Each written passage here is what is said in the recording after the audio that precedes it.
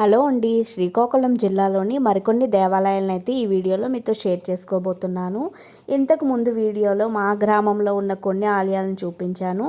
ఇప్పుడైతే సూర్యనారాయణ దేవాలయం అండి ఇది. ఇప్పుడు భవానీల టైం కదా, సన్నిధానం లాగా ఈ దేవాలయంలో ఏర్పాటు చేసుకొని పూజ అయితే చేసుకుంటున్నారు.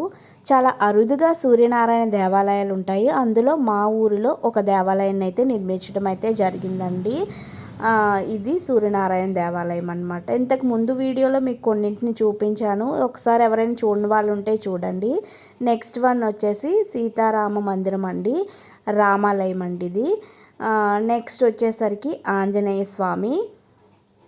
సో ఇలాగా కొన్ని ఒక్కొక్క వీడియోలో మీతో షేర్ చేసుకుంటున్నాను. నెక్స్ట్ వెంకటేశ్వర స్వామి టెంపుల్ అండి. కార్తీక మాసంలో మనం ఏ దేవాలయాన్ని సందర్శించుకున్నా మంచిదనే చెప్తారు కదా. సో కార్తీక మాసం సందర్భంగా మా ఊరిలో ఉన్న దేవాలయాన్ని అయితే దర్శించుకుంటున్నాను. దాంతోపాటు మీతో కూడా షేర్ చేసుకోవడం జరుగుతుంది. ఈ వీడియోని అయితే లైక్ చేసేయండి. మరి thank you so much for watching.